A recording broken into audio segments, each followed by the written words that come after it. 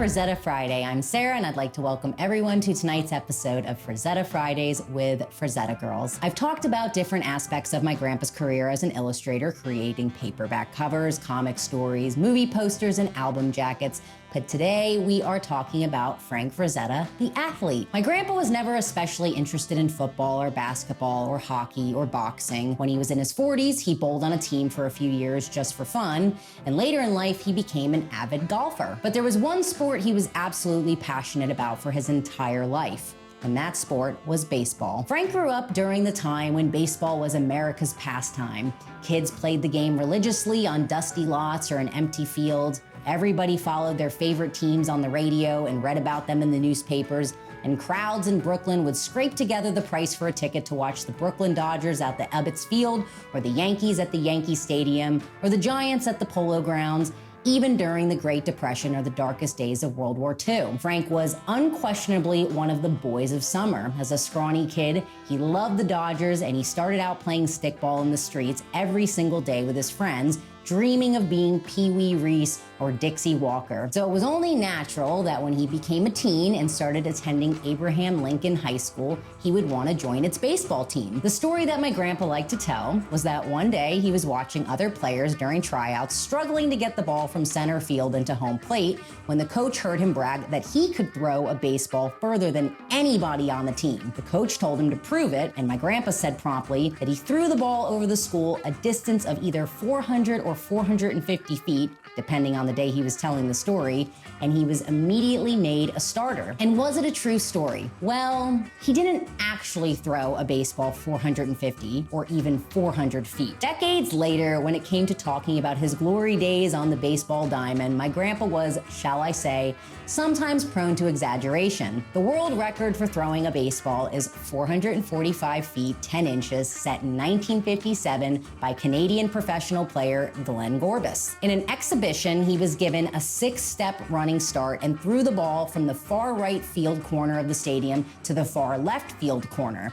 setting a record that has yet to be broken. Now, I'm sure Frank impressed the coach, but as shown in the documentary Frazetta Painting with Fire, a visit to Lincoln's school diamond and the use of a laser distance meter showed that if the exchange with the coach was true, he threw the ball 290 feet, which was absolutely great for a skinny teenager, no doubt, but it was not a world record. Frank laughed on camera after multiple measurements confirming the distance and said, "I was robbed," which doesn't change the fact that he was, without question, an outstanding baseball player. I don't have any of his yearbooks close at hand to check, but I do believe he played for Lincoln at least 2 seasons. Unfortunately, he had to leave high school at the age of 17 in 1945 without graduating because of the age restrictions at the time. Whether he got a late start or he was held back at some point, or there was some other circumstance, I'm not sure. Regardless, my grandfather didn't particularly care. He had already started his career drawing comics for Bernard Bailey, Standard, and Toby Press, and not being in school allowed him to join the amateur borough teams playing on Brooklyn's legendary parade ground diamonds. Frank eventually settled into playing left field for the Coney Islanders, where he excelled both in the field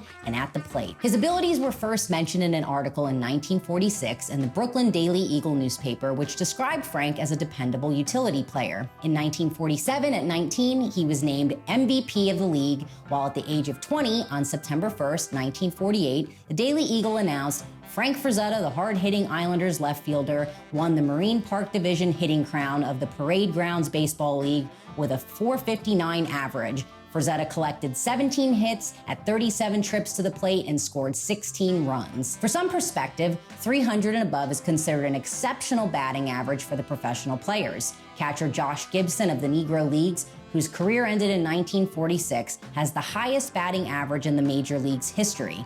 He batted a .371 over 14 seasons, mostly with the Homestead Grays. In addition, he also holds the single-season record for the highest batting average in Major League history at .466 in 1943. Ty Cobb is in second place with a career batting average of .367.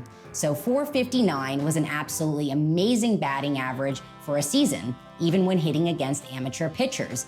And as you can imagine, the professional scouts were paying attention. That year, my grandpa was approached by the New York Giants with an offer to try out for one of their 21 minor league teams. To be clear, despite the stories that fans have told throughout the years, he didn't have a crowd of cigar-chomping scouts waving contracts and stacks of money under his nose with promises of becoming an instant starter for the Giants. Frank would have had to try out and impress the coaches first, and there were no guarantees until he did. Minor league baseball then and now consists of several levels of play, and prospects play at each level, typically beginning at the lowest level and earning promotion to the highest levels. There are, however, no strict requirements for moving up. Prospects may skip levels, and some may skip the minor leagues altogether, which is pretty rare, but for the most part, there was and is a process for everyone, including Frank. Still, you'd think that going to the minors as a gateway to the majors would have been a dream come true for him, but my grandpa turned the Giants down. Maybe if he would have been approached by the Dodgers, this might have been a different story. When asked in a 1977 interview why he turned the Giants down, my grandpa replied, "Stupidity. Just dumb. Negative attitude. Also, at the time, I was involved with a girl, and the fact that I would have to go off with a farm team somewhere down in Texas and sweat it out for a year didn't seem very appealing. It was very different than it is now. If they approached me today and I was in my 20s, I would, assuming that I had the same ability. The first thing they would do would be to offer me a tremendous amount of dough. There was a huge difference in bonuses in those days. Most kids were delighted to go down and struggle in the minors. I realize now that I would have had a good chance of graduating to the major leagues in a hurry, but he elaborated a bit more when he said, "I remember that going to another state seemed like going to the end of the world. They bus you back and forth, and it was just one big disgusting hassle. So I said, maybe next year." Time went by, and before you know it, I was too old. It was just my way of letting time go by. So what girl was he involved with? Well, I'm not sure. He had several girlfriends he was serious about when he was young, but the girls' parents didn't approve of him. He believed that was because he was Italian, so they broke up with him. But before any longtime Frazetta fans leaped to the conclusion that he was actually talking about my grandmother, he wasn't. Frank and Ellie didn't meet until some years later in 1952 when she was 17 and my grandpa was 24. So who the girl was in 1948 that he mentioned still remains a mystery. The other unanswered question is, would he have to have gone to Texas to play? It's hard to say where he might have wound up since he didn't take the offer, and I haven't found a listing of a Texas minor league affiliate for the Giants in 1948, but he might have been sent to a team as close to New Jersey or as far away as Kansas or Florida. My guess is that no matter where he might have been sent, he would have been miserable anywhere outside of Brooklyn. Because to be perfectly honest, I suspect that his age and inexperience with the world had more to do with his decision than anything else. Frank grew up in a multi-family, multi-generational home in Brooklyn with his parents and sisters, grandmother, aunts, and uncles. As Alfred and Mary Frazetta's firstborn and only boy, Frank had it pretty cushy growing up.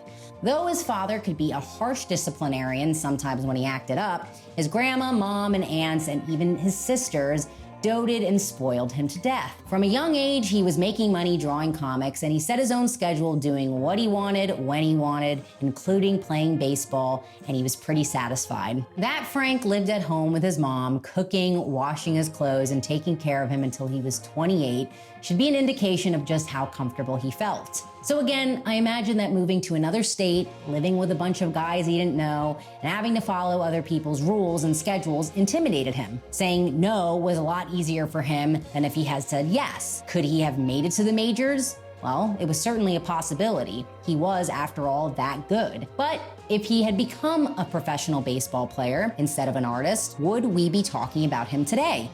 He always insisted that he could have done both, but would he have? Well, we'll never know. After passing on the Giants, my grandfather continued to play baseball for the Islanders until 1950 or 1951, but as much as he loved the game, his workload increased to the point that he had to devote more time to drawing for money than he did hitting line drives for free. At one point, Frank tried to merge his two interests with a newspaper strip called Ambidexter, a comic about a pitcher who was equally good with his right and left hands, and completed about a week's worth of beautifully drawn samples. Unfortunately, none of the newspaper syndicates saw the potential and it went into the files with many of his other unsold comic strip ideas. But even after leaving the Islanders, Frank would steal time from his drawing table or easel, go to the park, and join or start a game with whomever was around, including high school kids. And of course, he regularly talked his friends Nick Meglin, Angelo Torres, Al Williamson, and George Woodbridge into a quick afternoon game that usually lasted until the sun went down. In fact, I talked to Angelo a little while back, and his stories about my grandpa always involved baseball. He said they'd be out there the entire day,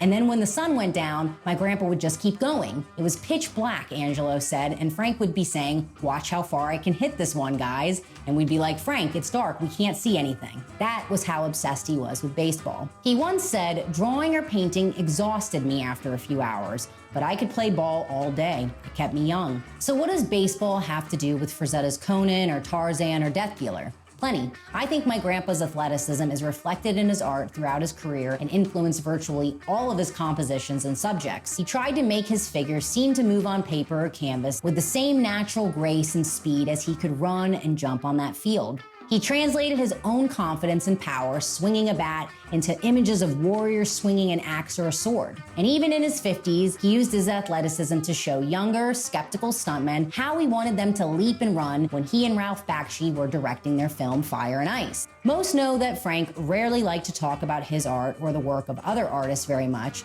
but he would always engage in animated conversations with anyone instantly about Ted Williams, Whitley Ford, or Yogi Berra. In 1995, while walking the floor at San Diego Comic-Con, DC Comics art director and baseball enthusiast Mark Torello found that out firsthand. "I noticed a guy sitting by himself in the back of the booth. It was obviously Frazetta, but his name tag had a completely different name. I leaned way over the table and pointed a finger at him and said, 'I heard you couldn't hit the curveball.' I knew he had been a brilliant baseball player when he was young, and he was even scouted by the Giants before they moved up to San Francisco. He looked up at me and said, 'Fuck you. I could too hit the curveball.' And then he smiled a big Frank Frazetta smile and shook my hand like he was my best friend. We talked about Mickey Mantle for a full 5 minutes, and before I said goodbye, he said he had been feeling really depressed all day, but he wasn't now." And I'm certain that if Mark had suggested that they leave the convention hall and shag some flies, my grandpa would have searched for a bat and glove and raced him to the door. Oh, and I know my grandpa would want me to mention this. His favorite team was the Mets. He was thrilled to be a Mets loyalist in 1969 and 1986, but throughout the 90s, when I watched him watching his team, he was not happy. But nonetheless, like any true sports fan, he kept the faith. God bless him. Thanks everyone for watching. If you enjoyed this episode, please like and subscribe. I'm Sarah, and I'll look forward to seeing you next time for Frazetta Fridays with Frazetta Girls.